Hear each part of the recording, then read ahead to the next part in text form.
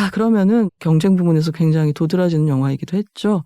호프는 호포라는 비무장지대 인근으로 추측이 되는, 물론 현실성은 없어요. 지리적으로 있을 수 없는 지형인데 인근의 산과 바다를 다 끼고 있는 호포라는 이름의 촌락에서 벌어지는 이야기입니다. 그래서 호프라고 영어식으로 음독을 해서 희망이라는 의미까지 이제 부여하려고 한 것이겠죠. 북한과 가까운 마을인 거예요. 근데 여기 차가 다니는 도로 한복판에 맹수한테 습격을 받은 듯한, 그런데 먹히지는 않았어요. 그러니까 맹수면 먹었어야 되잖아요. 네. 근데 안 먹고 심한 상처를 입고 죽기만 한 황소의 시체가 누워 있는 거예요. 도로 한복판에. 여기에 이제 서부 영화식으로 말하면 보안관격이라고 할 수 있는 이제 파출소장 황정민 씨의 배역 범석이 출동을 하게 되고, 아무래도 호랑인가 보다, 북에서 비무장지대를 타고 이제 호랑이가 내려온 것 같다라고 파악을 하고, 인가 쪽에 더 피해가 없는지, 만약에 진짜 호랑이가 돌아다니고 있으면 큰일이잖아요. 그래서 여기 민가 쪽 수색을 하게 되고, 그다음에 여기에 또 이제 청년회가 있지 않겠어요? 그래서 조인성 씨가 연기하는 성기라고 하는 인물이 굉장히 사냥, 낚시 이런 걸 즐기는데, 성기와 그 친구들 몰려다니는 그 무리들은 그럼 우리는 숲 쪽으로 가보겠다. 그래서 이제 숲 쪽으로 가게 되죠. 이렇게 이제 두 갈래로 액션이 갈라지게 됩니다. 또 한편으로는 무시무시한 놈인 것 같으니까 본서에 전화를 해서 지원도 요청을 하게 되죠. 이제 그쪽도 근데 인원이 그렇게 넉넉하진 않아서 지체가 되게 돼요, 지원은. 근데 이제 자, 범석을 따라가 보면 상점들이 있는 마을의 거리인데, 이게 호랑이면은 뭔가 살아있는 것들만 피해를 봐야 되는데 막 벽이 막 뚫려 있고 막 자동차가 저쪽에서 막 날아다니고 있어요. 내던져져가지고.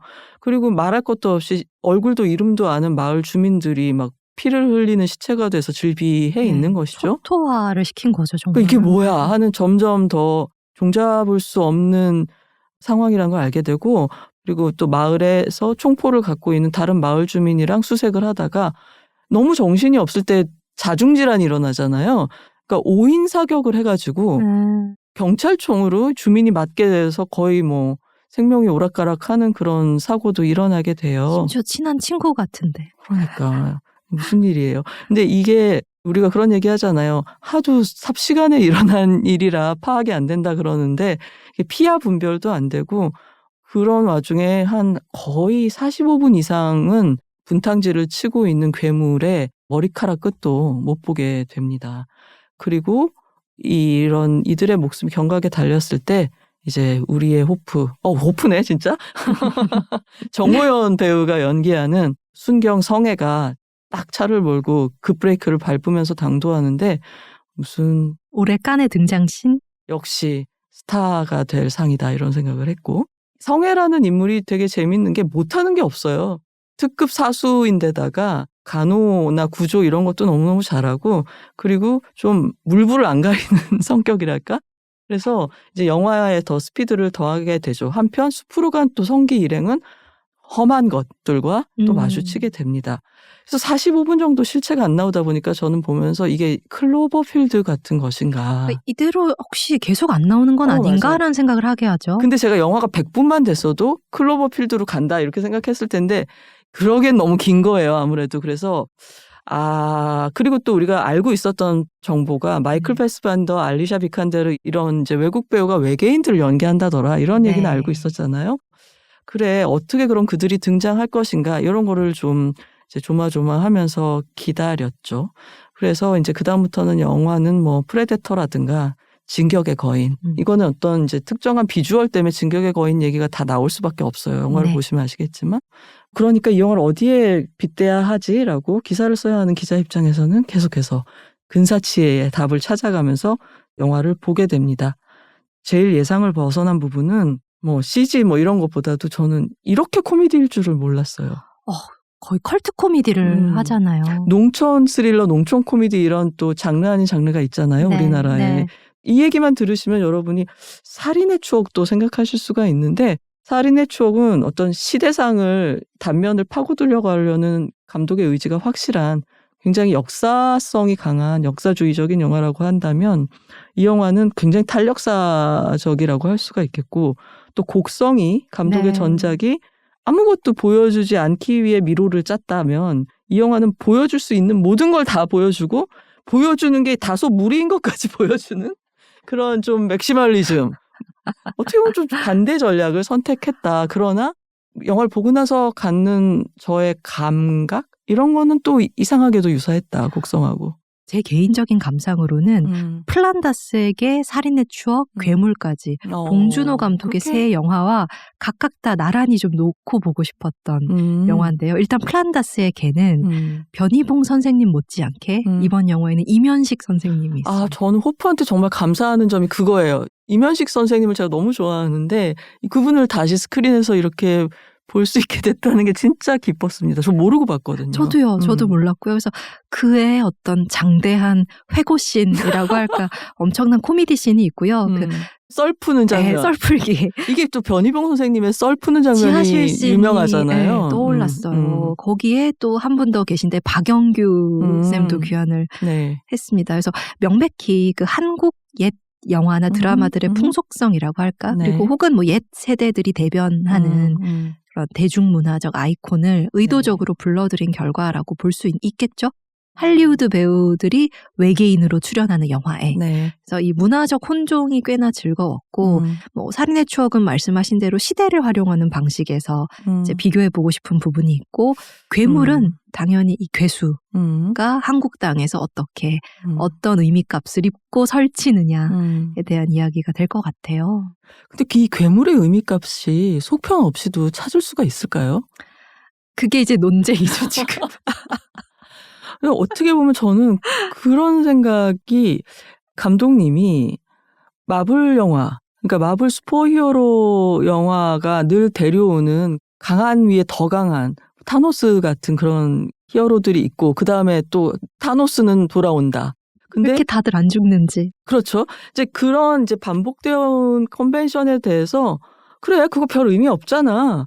이 외계인들이 왜 여기 왔고 왜 이렇게 사륙의 현장이 벌어지게 됐는지 별거 없어. 그냥 마블이 그런 것처럼 나도 그냥 한번 해본 거야 라는 의미로 이렇게 외계인이나 그 외계인들이 누구는 황제고 누구는 왕자고 뭐 이런 것들을 도입해 놓은 게 오히려 그들을 놀리려고 그냥 어떤 진지한 스토리텔링에 의사 없이 넣은 게 아닐까? 차라리 그렇다면은 납득이 가능한데 또 기자회견에서 감독님이 아니다. 그 다음 이야기가 분명히 내 안에 있다라고 말씀을 하셔서 그건 또 아닌가 봐. 이렇게 하게 됐죠. 1편에서는 1편대로 그게 일종의 패러디이자 풍자로 느껴지는 것도 1편 안에서는 충분히 기능할 수 있고 그게 나홍진식 현혹인 것 같아요. 2편에 가서 어떻게 의미가 뒤집어지든 간에 관객을 굉장히 혼란스럽게 하는 방식이 어떤 식으로든 또 바이럴을 불러낼 것 같고요. 근데 이제 2편을 예고한 그 지점에 있어서 1편에서 좀 확실하게 읽히는 건 어찌됐든 이 영화는 쫓기는 그 외계의 존재들이 도리어 더 약간 더 문명적으로 보일 때가 있다고 할까요? 사냥하는 자와 사냥당하는 자가 어떻게 역전되나? 이제 그런 질문들이 만약에 2편에서 외계인들의 SF 대서사시를 이루는 그 외계인들의 역사와 문화와 혹시 엮일 수 있을런지가 궁금해집니다. 근데 확실히 이제 독특하다고 보인 서사의 한 측면은 있어요. 예를 들면 완전히 정동이 없는 그런 존재로 그리지 않았잖아요. 외계인을. 그리고 그들을 도발하는 비인도적인 행동을 한 마을의 일원한테 이 황정민 씨 캐릭터가 책망하는 그런 것도 있죠.